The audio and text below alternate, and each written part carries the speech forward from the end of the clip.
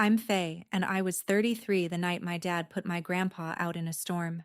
It was a Tuesday in March, the kind of West Texas rain that comes sideways and stays for hours. My phone buzzed once, a neighbor I barely knew. "Your granddad's sitting on the porch in this," she wrote, bags and all. I was 40 minutes away. I drove it in 30. 8 months earlier, my grandpa had sold his ranch for $1.2 million and handed every cent to my father. He'd asked for one thing in return. 3 words. Take care of me. What the will reading revealed 3 months later, after he was gone, after the lawyer opened a folder none of us expected, is the part nobody in that room ever saw coming, including me. Welcome back to Calm Drama Stories, quiet stories about family, money, and the people who finally stop apologizing. If a story has ever made you sit very still in your car after you parked, you're in the right place. Drop a comment telling me where you're listening from, and be sure to subscribe. Now, that night when I got him into the truck, he was clutching one thing against his chest: an old weather radio. Let me back up 8 months, because the money came first, and the money explains everything. My grandpa, Harold Anderson, was 80 years old when he sold the ranch. He'd worked that land for 51 years. When the offer came, $1.2 million for the surface, clean. He took it. Then he did something I still don't fully understand. He gave all of it to my dad. Not a trust. Not a check with conditions. He wired the whole sum into Roy Anderson's checking account on a Friday afternoon. I was there for the handoff, sitting at my parents' kitchen table with a cup of coffee going cold. My dad kept saying the same thing. "Dad, you don't have to do this." And my grandpa, who never wasted a word in his life, looked at him across the table and said it plain. "Take care of me." That was the whole arrangement. A handshake and 3 words. My mother, Linda, had her arms folded the entire time, nodding like she'd negotiated it. I remember thinking it was strange that a man that careful would hand over everything on a promise. So I asked him, "Grandpa, why didn't you put it in writing?" He smiled at me, the slow one he saved for when he thought you were almost asking the right question. "Some things you write down, Faye," he said. "Some things you find out." I didn't know what that meant. I figured it was old man talk, the kind that sounds like wisdom and means he didn't want to deal with a lawyer. I was wrong about that, the way I was wrong about almost everything that year.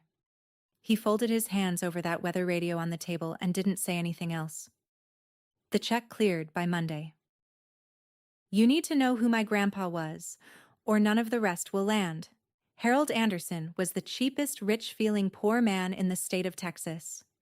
He patched his work boots with shoe goo until the soles were more glue than leather. He drank his coffee from one chipped blue enamel mug, the same one for as long as I'd been alive, and he washed it by hand every single time. When the truck's AC died, he rolled the windows down for 3 summers rather than pay to fix it. We all thought the ranch was the whole of him. That $1.2 million was Harold's entire life converted to cash. He never corrected us, but every so often he'd say a thing that didn't fit the man we thought we knew. The afternoon after the wire cleared, I drove him back out to the empty ranch so he could walk the fence line one last time. He stopped at the cattle gate and looked out at the flat brown nothing of it. "People think it's just dirt," he said. "The land was never just dirt." I asked him what he meant. He didn't answer. He just took out a small brass key on a worn leather cord, the one he wore under his shirt, and turned it over in his fingers like a worry stone. I was 33 and freshly humbled.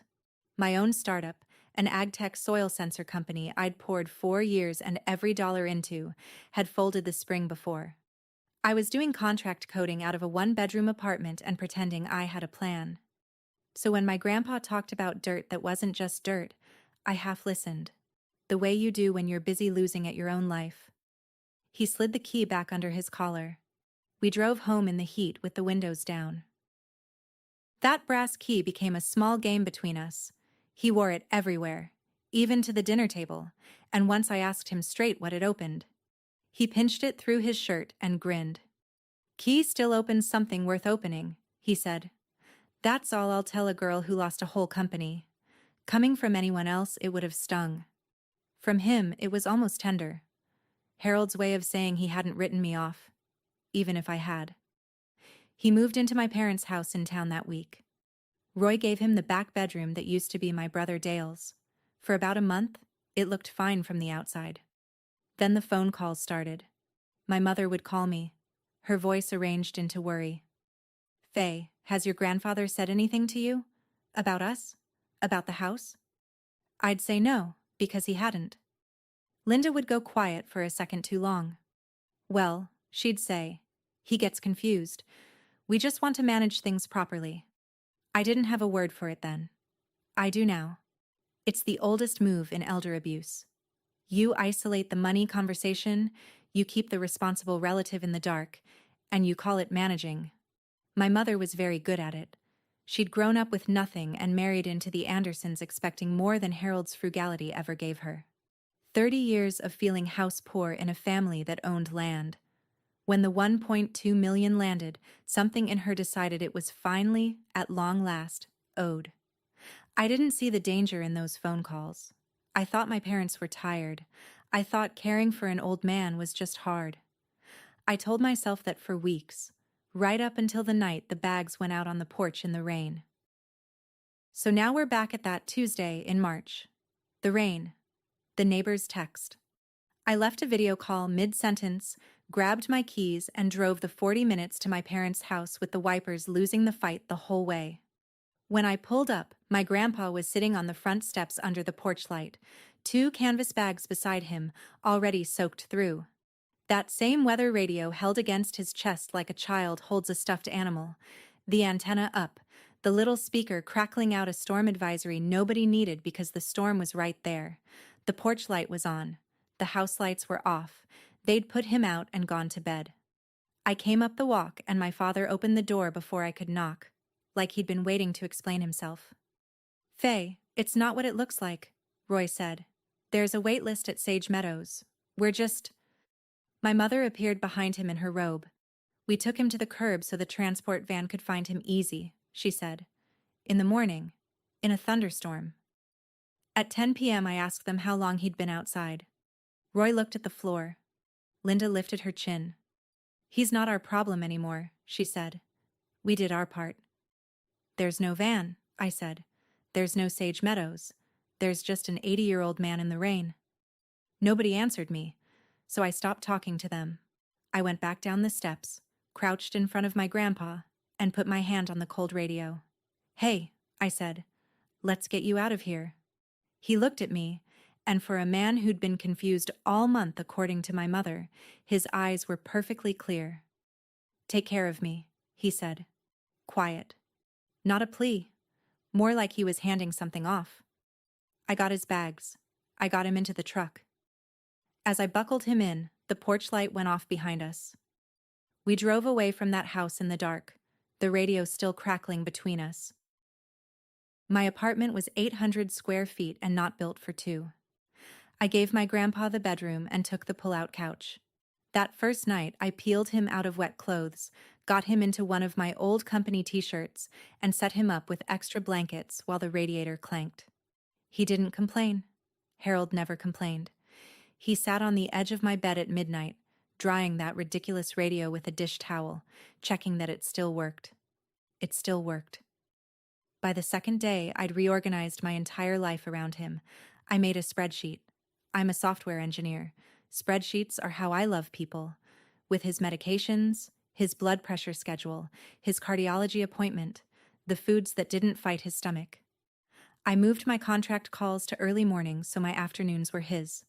I told myself it was temporary, just until things calmed down, just until my parents came to their senses.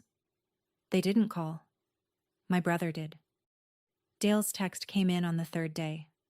"Don't make this a thing, Faye," it read. "Mom and Dad had reasons. He's a lot to handle." I stared at it for a while. He's a lot to handle. The man weighed 150 pounds and asked for nothing. I didn't write back. I just looked over at the closed bedroom door, at the line of light underneath it, and listened to the soft static of the radio he kept on low all night so the apartment wouldn't be so quiet. I had no idea how I'd afford the cardiologist on contract income. I had no idea how long temporary was going to be. What I knew was simpler than a plan. I was not sending him back.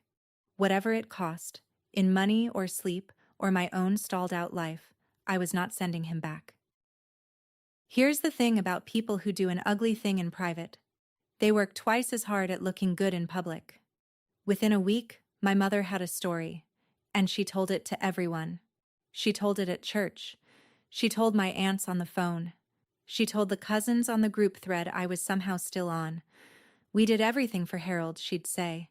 We took him in. We cared for him. And Faye swooped in and took him to score points. We're heartbroken. My Aunt Carol called me, her voice careful. Honey, she said, your mother's worried sick. Why'd you take him without telling them? I told her the truth. The porch, the rain, the bags. There was a silence on the line, and then Carol said the thing that told me which way the family was going to lean. Well, you know your mother exaggerates, but she wouldn't just put him out. She's not like that. People believe the version that lets them keep loving who they already love. I understood that. I even forgave it. But it meant I was on my own.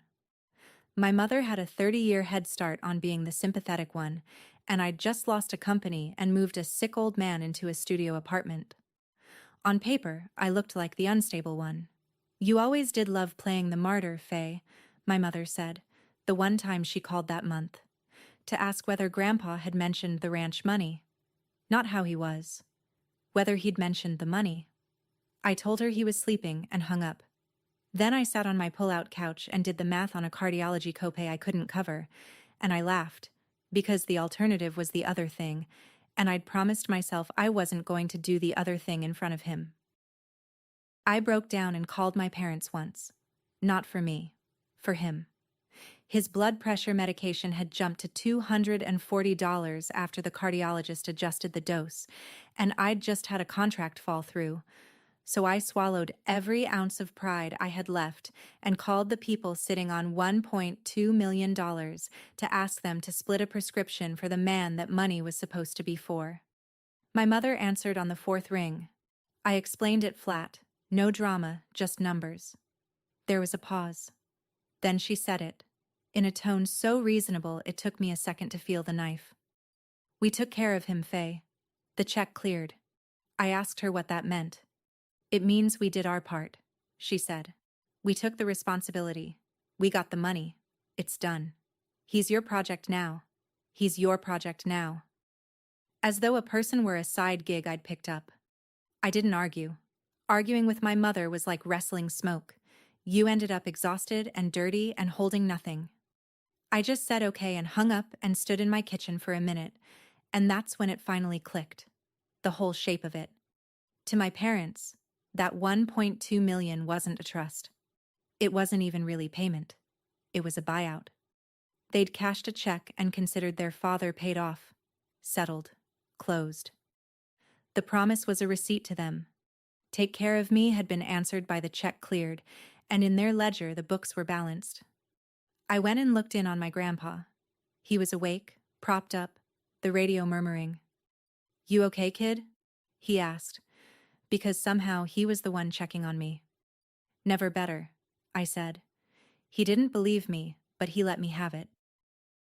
What I didn't expect was that he'd start trying to fix my life while I was busy fixing his. It started small. He'd watch me hunch over my laptop at the kitchen table, debugging somebody else's inventory app for $90 an hour, and he'd ask what happened to my own thing. My own thing was a soil moisture sensor network. Cheap probes, a little weather model, software that told a farmer when to irrigate and when to wait out a coming rain. I'd built a real product. I'd just run out of money before the market noticed. It died, I told him. Too expensive to make. Nobody'd buy it for the price. He picked up his chipped blue mug, the one I'd packed from the ranch kitchen without asking, and turned it in his hands. Good tools earn their keep, he said. So make a cheaper tool. I told him it wasn't that simple. He said most things people call complicated are just expensive, and most expensive things are somebody refusing to start over. Then he started asking questions. Real ones. How does the probe know it's wet? What's the most fragile part? Why does a rain sensor cost more than the rain? By the end of the week, we had a notebook full of his blocky pencil sketches. A man who'd read the sky for 51 years, redesigning my hardware around the one instrument he trusted, that beat-up weather radio. "We can pull the front off a storm cell off the public band," he said, tapping it. "Why are you paying for satellite data?" He was right. I'd been paying for satellite data. That was the first afternoon in a year I'd worked on my own idea instead of someone else's bug, and I noticed, around 4 o'clock, that I'd forgotten to be sad. He noticed, too. He didn't say anything. He just refilled the mug. People ask me how I afforded all of it on contract work. The honest answer is, I didn't. Not really. I sold my car and bought a cheaper one. I just refused to send him back. If you've ever quietly carried something heavier than your budget for someone who'd have done the same for you without keeping score, comment, "I see you," and subscribe so you don't miss how this ends. Because it does not end where you think. We rebuilt the prototype around his radio in the second month, and the night it finally worked, he told me about the storms. The probe was talking to the weather band now, pulling pressure data off the same public frequency he'd listened to since before I was born, and when the little screen flashed its first correct rain warning, he laughed out loud, a sound I'd heard maybe 4 times in my life. Then he got quiet in the good way, and he started telling me about the ranch. Not the dirt. What was under it. He told me about the wells that came in dry and the one that didn't. He told me about a man in a suit who'd shown up in 1979 and offered to lease the mineral rights, and how everyone in town said Harold was a fool to sign because nothing was down there. He told me he kept the radio on every storm season for 51 years because weather was the only honest thing on the ranch, the one thing that couldn't lie to you or change its mind. I asked what happened with the 1979 man. He just smiled and said, "The land was never just dirt, Faye. Same line as the empty fence." This time it sounded less like wisdom and more like a fact he was deciding whether to tell me. He didn't tell me. He set the radio on the nightstand, and he said something that should have caught my attention more than it did. "I need you to drive me somewhere next week," he said. "There's a person I've put off seeing too long." I asked who. He said, "Somebody who keeps things in writing." And then he turned out the light, and the radio crackled low into the dark, and I lay on my pull-out couch wondering who keeps things in writing. He started getting tired the 3rd month, in the way that doesn't announce itself. He slept later. He'd nod off mid-sketch, pencil still in his hand. The chipped blue mug would sit on the table going cold, half full, and that more than anything scared me, because Harold Anderson had never in his life let a cup of coffee go to waste. I made his appointments closer together and told myself the cardiologist would have a tweak, another dose, another fix. I picked up 2 more contracts to cover the visits and ran on 5 hours of sleep, and I got short with a client, and I lost that contract too, and I told no one because there was no one to tell. That was the trap I was in, the one I didn't see from the inside. I'd built my whole self around being the one who handles it, and handling it alone had become its own kind of pride. I wouldn't ask my aunts. I wouldn't ask Dale. I wouldn't have asked my own reflection for a glass of water. So I just absorbed it, all of it, until my hands shook a little in the mornings. One afternoon, my grandpa watched me count his pills into the daily organizer with my jaw set tight, and he reached over and stopped my hand. "You're doing the thing," he said. "What thing?" "The thing where you carry it so nobody sees the carrying." I told him I was fine. He gave me that slow smile. "So am I," he said, which we both knew was a lie, and somehow that made it easier, 2 liars at a kitchen table refusing to be sad together. That night he asked again about the appointment. "Next week," I promised. He nodded and closed his eyes, and his breathing went slow and even, and I sat up watching the line of light under nothing, listening to him sleep. I found it while I was sorting his medications. He'd asked me to refill his pill organizer from the bag of bottles he kept in the nightstand drawer, and when I pulled the bag out, something slid out with it and landed on the floor. A sealed envelope, the heavy cream kind, and a small printed appointment card, paper clipped to the front. The envelope had a name and address embossed in the corner. Margaret Ellison, attorney at law, estate and trust. The card had a date and a time, 11 days out, and below it, in handwriting that wasn't my grandfather's, a note. Bring the key. I sat back on my heels and held it. I didn't open it. I want you to understand that, because I've thought about it 100 times since. The man had given away $1.2 million and gotten thrown out in the rain, and his granddaughter, broke and exhausted, found a sealed envelope from an estate attorney in his nightstand and did not open it. It didn't even tempt me. Some doors a person opens on his own. I clipped the card back on and slid the envelope into the drawer exactly where it had been, and when I went to put the bag away, I saw him watching me from the bed. He'd been awake the whole time. He looked at the drawer, then at me, and his hand went up to his collar and closed around the brass key on its leather cord, the way you'd hold a thing you were finally about to use. "You'll drive me Thursday," he said. It wasn't a question. I said I would. I didn't ask what was in the envelope. I didn't ask what the key opened. I just memorized the date. The 11th day, 11 a.m., Margaret Ellison. And I held it in the back of my mind like a stone in a pocket for everything that came after. Thursday, I drove him into town to a low brick office building with Margaret Ellison's name on a brass plate by the door. He'd dressed for it, a pressed shirt, his good boots, the patched ones left at home. He took the brass key off from around his neck in the truck and held it in his fist the whole walk in. I offered to come back for him. He said sit, so I sat in the waiting room with a styrofoam cup of bad coffee and watched the minute hand. 53 minutes. When the door opened, he came out steadier than he'd gone in, the way a man walks when he's set something down he'd been carrying a long time. The attorney walked him out, Margaret Ellison, mid-50s, reading glasses pushed up into iron gray hair, a handshake like she meant it. She looked at me a beat longer than a stranger should. "You're Faye," she said. It wasn't a guess. I said I was. She nodded once, like that confirmed something, and told my grandfather she'd take care of the rest. In the truck, he buckled himself in and looked out the windshield at the parking lot for a long moment. "I fixed something I should have fixed years ago," he said. I asked him what. He turned the brass key over in his fingers, then slipped it back under his collar. "You'll find out," he said. Same as always. That was Harold's whole theology in 3 words. You'll find out. I started the engine. I wanted to push, to ask what the envelope said, what the key opened, what he'd fixed, and why now. But he had his eyes closed and his face tipped toward the sun coming through the glass, and he looked, for the first time in months, like a man at peace. So I let him have the quiet, and I drove us home. Dale showed up the next weekend. My brother is 38 and underwater. A house flip in Odessa that went wrong, a second mortgage, a tone of voice that's always halfway to asking for something. He brought a gas station bouquet and a smile, and the transparent intentions of a man who's done the arithmetic on a dying relative.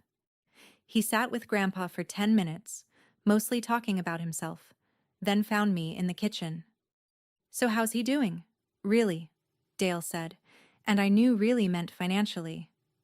I said he's tired. Dale lowered his voice. "Listen, somebody should have power of attorney. For his protection. I think it should be family. Me and Mom and Dad. Keep it simple. Keep it simple." I told him my grandfather managed himself just fine. Dale's smile thinned. "Faye, there's stuff you don't know about. He's got assets nobody's tracking, and if he goes without it sorted, it's a mess for everybody." I asked what assets. He looked at me like he'd said too much, then waved it off. "The ranch money," he said. "Mom and Dad's money." But it caught. Assets nobody's tracking, plural, like there was more than the 1.2 million. I filed it next to the stone already in my pocket. After Dale left, I checked on Grandpa. He'd heard every word through the thin wall, of course. "Your brother wants my signature," he said. I told him nobody was getting his signature he didn't want to give. He chuckled, low and dry. "Oh, They'll get a signature, he said. Just not the one they're after. I asked what that meant. He patted the radio on the nightstand like an old dog. Turn this up, would you? He said. There's weather coming. And there was, 3 days out on the long-range band, the first spring storms rolling up out of the Gulf, though by the time they hit, everything had already changed. The last fully good night we had was a Sunday.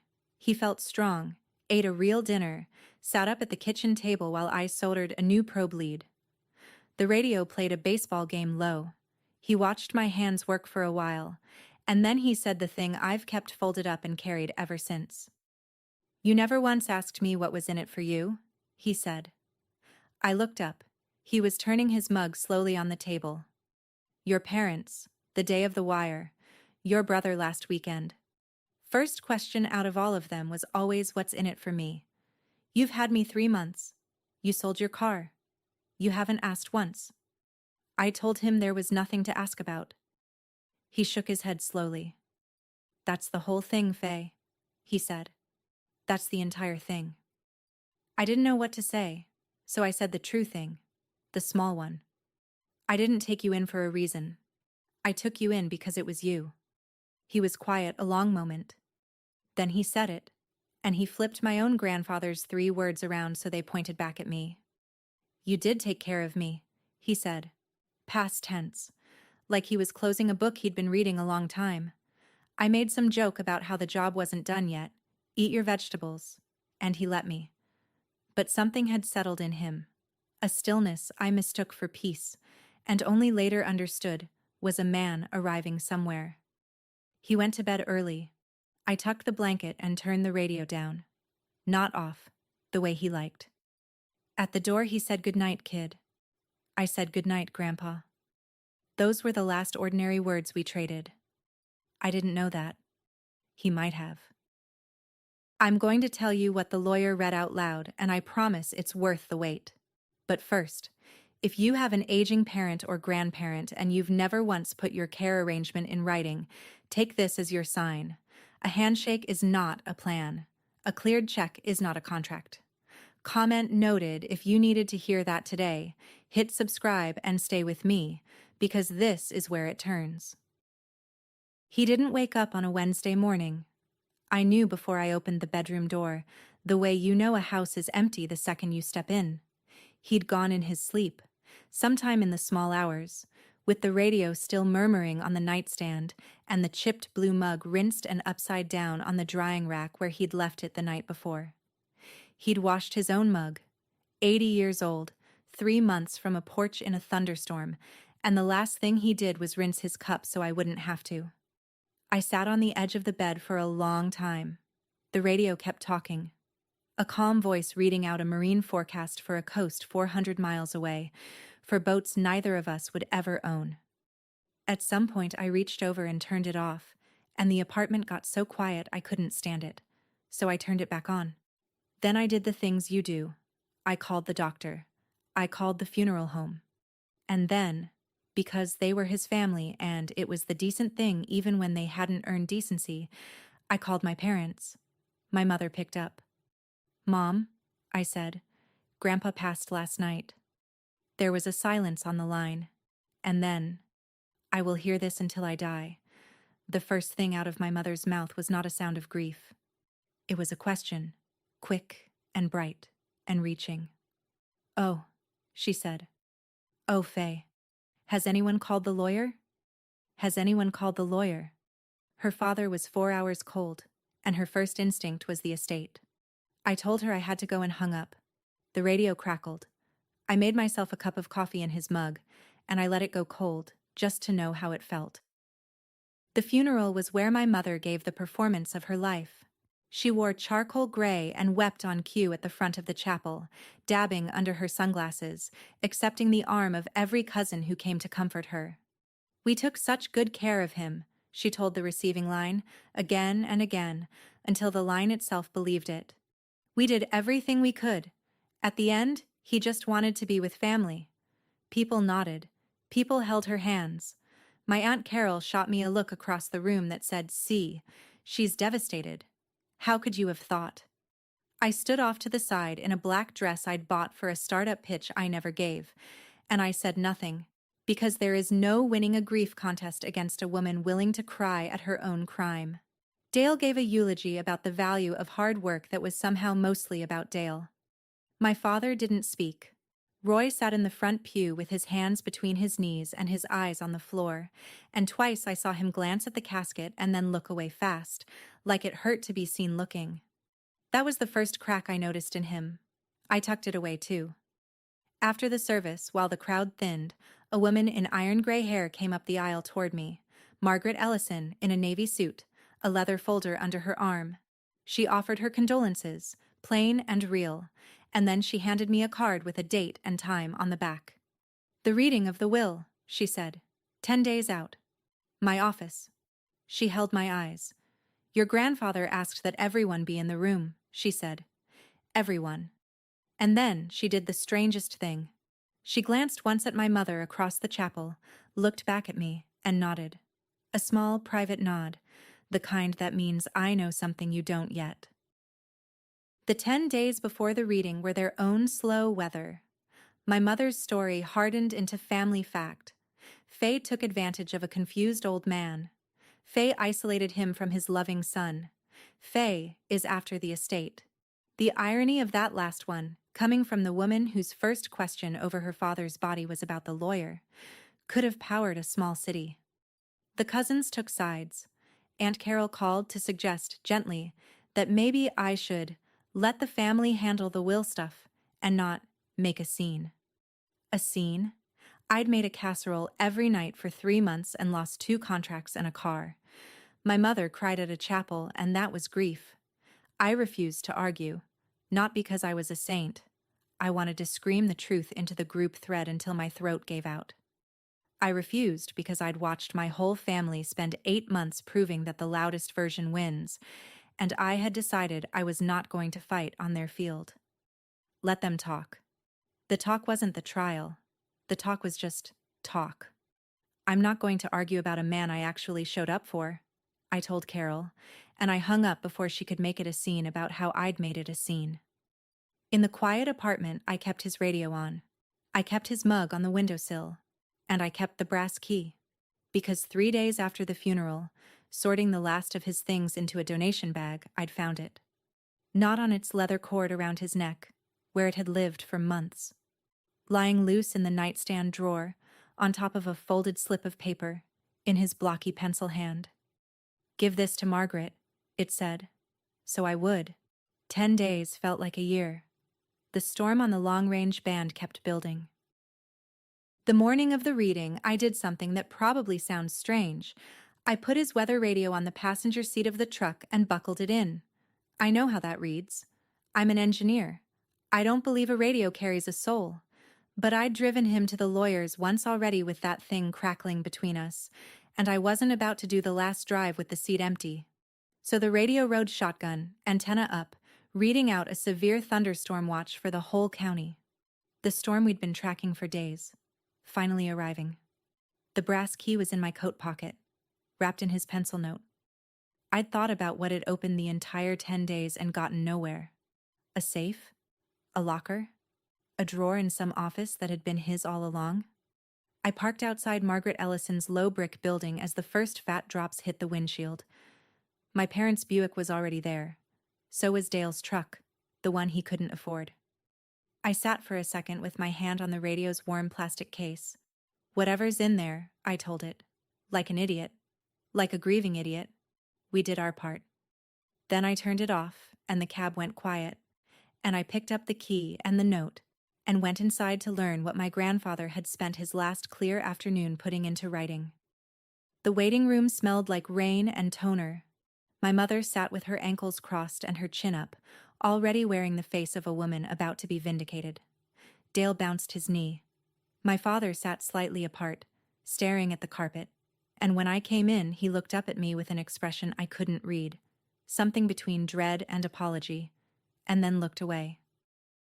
While we waited to be called in, my mother couldn't help herself. She never could. She leaned over to my father and said, "Just loud enough for the room." "Well, there's not much to read, is there?" The man gave it all away. To us. She set us like a small flag planted on a hill. Dale snorted softly. Probably the truck and that junk radio, he said, and glanced at me, because he'd seen me carry it in. Let me tell you what they believed, walking into that room, because it matters for what happened. They believed the 1.2 million had been the whole of Harold Anderson. They believed they already had the money, free and clear, the buyout complete. They believed today was a formality. A reading of a short will that left a dead frugal rancher's odds and ends to whoever wanted them, and that the only open question was whether I'd try to grab the mug and the radio for sentiment. They had no idea. None of them. They'd spent 30 years standing on top of something and calling it dirt. The inner door opened and Margaret Ellison stood there in her navy suit with the leather folder.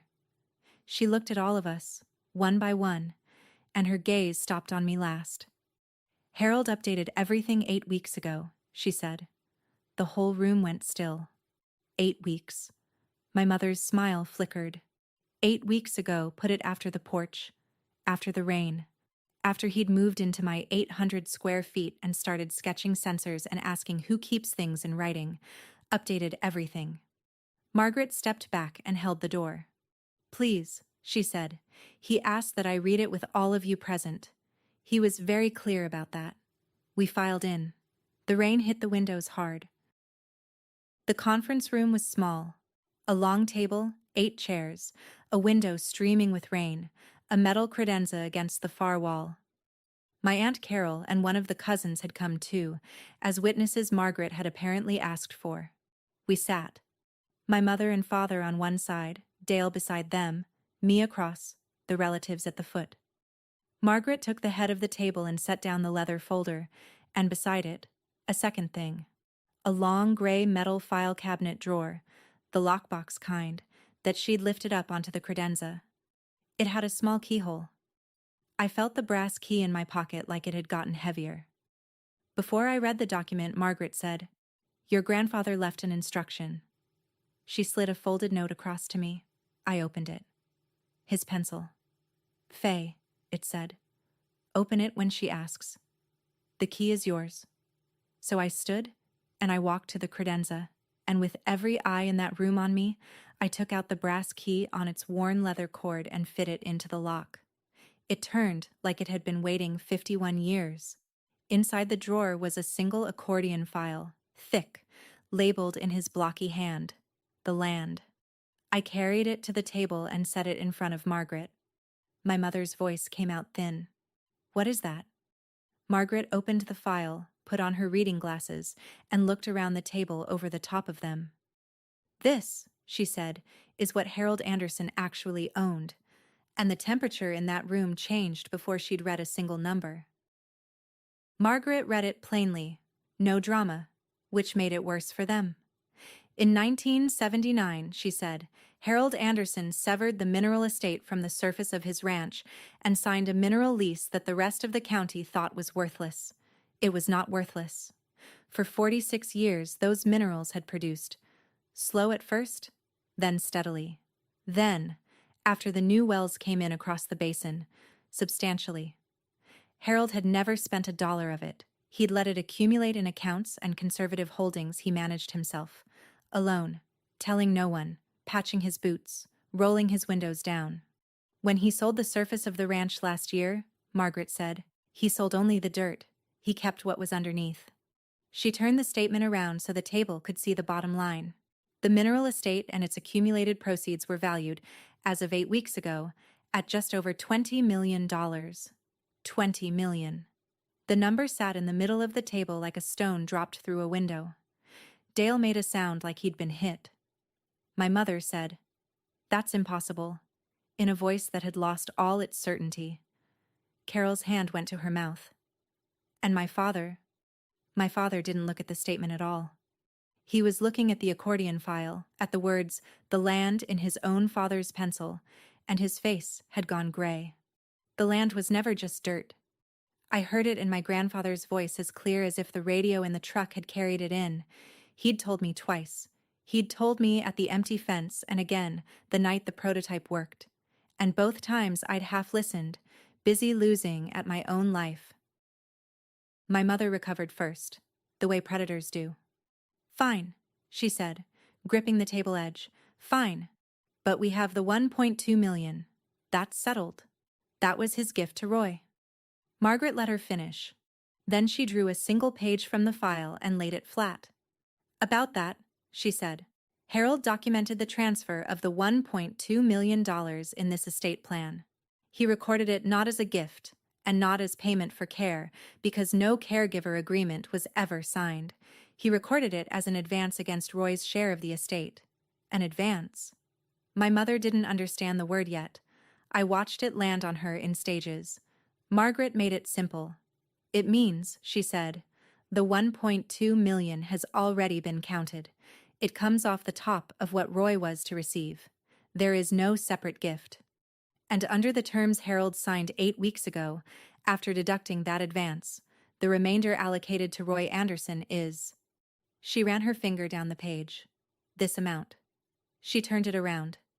The number under Roy's name was small. Smaller than the truck Dale couldn't afford. Margaret looked up, and she read one line from the document in my grandfather's own words, because he'd asked her to read it exactly. A cleared check is not the same as a kept promise. I heard my mother's own voice come back at her across 8 months and a grave. We took care of him. The check cleared, and I watched it break against that single sentence.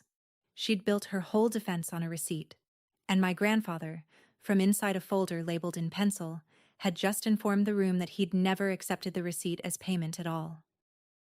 Then Margaret came to me, and I want to be honest about what I felt, which was almost nothing. A high, clean ringing, like after a loud noise.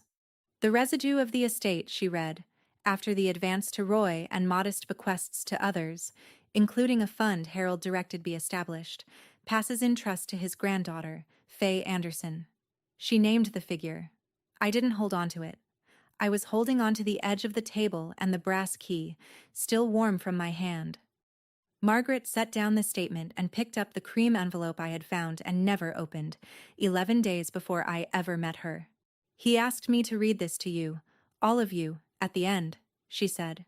She unfolded the letter. It was short. He'd never wasted a word in his life. To the ones who got the check, he wrote, I hope it spends well. I gave it to you on purpose. I wanted to see what a man does when he thinks the money is already his and the old man is just weight. Now I know. To Faye. You didn't open the envelope. I watched you put it back. You never asked what was in it for you. Not once. Not on the worst night. And that is the only reading of a person I have ever trusted. The land was never just dirt, kid. Neither were you. Take care of it like you took care of me.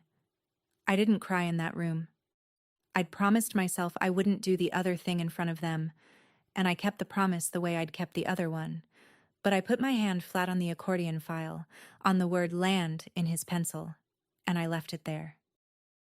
That was when my mother detonated. She came up out of the chair with both hands on the table. She manipulated him, she said, her voice climbing. A sick, confused old man 8 weeks before he died. She got in his ear. She turned him. This is undue influence, and I will contest every word of it. Margaret didn't blink.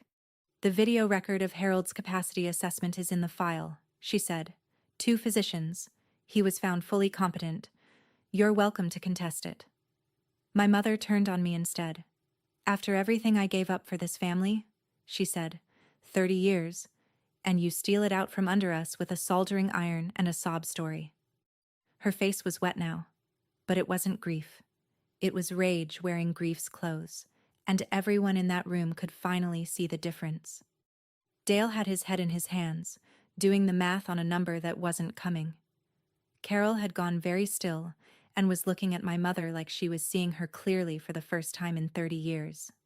And my father, Roy made a sound, a small, cracked sound. He was staring at the letter in Margaret's hand, and his eyes were red and brimming, and his mouth moved. And what came out was one word. Dad. Just that. For 1 second I thought he might stand up. Might say the true thing. Might break the right way. He looked at me. I looked back. And then my mother said Roy, sharp as a slap, and my father closed his mouth and lowered his eyes to the carpet and stayed exactly where he'd been for 30 years. Take care of me. He only ever asked one thing, of one person, and it wasn't the one with the check. I stood up. Not because I had a speech, I didn't. I stood because I was done sitting, and because the calmest thing in that loud room was me, and I wanted to keep it that way. My mother was still talking. Something about lawyers, something about how this wasn't over. I waited until she ran down. Then I said the only thing I had. I'm not going to fight you, I told her. I'm not going to contest or argue or post anything or call the cousins. Grandpa already said everything in writing. I'm just going to do what he asked. She stared at me, waiting for the attack that would let her be the victim. I didn't give it to her. You had a contract you never signed? I said. I had a man I never sent back. That's the whole difference. It's the only difference there ever was. I picked up the accordion file and the key, and I nodded to Margaret, who nodded back. At the door I stopped, because there was one more true thing, and it cost me nothing. He washed his own mug the night he died, I said, to the room, to my father most of all. So you wouldn't have to. Then I walked out into the hall, and behind me I heard my mother's voice rise again and break against the silence of everyone who used to believe her, and I kept walking, out past the toner smell, into the rain. Here's what the money did and didn't do, because catharsis is cheap and consequences are real. My parents kept their $1.2 million. It was already spent down a fair amount. A new Buick, a kitchen remodel, the down payment on Dale's failed flip. But the advance meant there was nothing more coming, and the $20 million they'd assumed was theirs by blood had never existed in their hands at all. They didn't contest. Margaret made a quiet call about the capacity assessments and the second physician, and the fight went out of it before it started. Dale had to face his own debt without a windfall to bail him out. Last I heard, he was selling the truck. The cousins who'd nodded along at the funeral got quiet. Aunt Carol called me a month later, and the first thing she said was, "I'm sorry, Faye." I believed her because it was easier. The version of my mother that had run our family for 30 years. Devoted, deprived, devastated. Didn't survive that conference room. People had watched her stand over the word land in her dead father's hand and call her own daughter a thief. You can't take that back with charcoal gray and sunglasses. She'd said, on a porch in the rain, "He's not our problem anymore." She was right in the end, just not the way she meant it. None of them were my problem anymore. I was the one with the file labeled "The Land" and the brass key, and a letter I'll keep until they bury me. I'd love to tell you I felt triumphant. I didn't. I drove home in the storm with his radio reading out the all clear as the cells moved east, and I sat in the parking lot until it passed, and I felt the specific, quiet grief of having won something I would have traded back in a heartbeat for one more bad cup of coffee with a stubborn old man. It's been a year. I did what he asked. The trust funded the thing he and I started at my kitchen table, the cheap soil and storm sensor, redesigned around his ridiculous weather radio, the one that pulls a coming rain off the public band so a farmer doesn't have to pay for the sky. We sell it now, at a price a real farm can afford, which was always his whole point. Good tools earn their keep. And the fund he wrote into the will, I run that too. It's small, and it's specific. It helps families who can't afford care keep an aging parent at home instead of on a porch. We call it the Herald Fund. No plaque, no gala, just rent covered and prescriptions filled for people the check-clearing kind of family decided were a problem. His radio sits on my workbench, still on, still murmuring weather to a room that mostly ignores it. The chipped blue mug holds my pens. The brass key hangs on a nail by the door, and some mornings I touch it on my way out, the way he used to turn it over in his fingers. Key still opens something worth opening. He was right. It opened a drawer, and a number, and the truth. But mostly it opened the part of me that had stopped believing showing up for someone counted for anything. A check can clear in a single second, and people will tell you that settles the account. But keeping a promise takes the rest of your life. And in the end, that's the only ledger anyone reads out loud in a room that goes silent. That's my story. One stormy night. One sentence. Take care of me. And a will that finally set it back. If this reminded you that love is something you do, not something you wire, take it as a sign. Call the person who once showed up for you while you still can. And if someone in your life needs to hear this, share it with them. Drop a comment, hit subscribe, and I'll see you in the next one.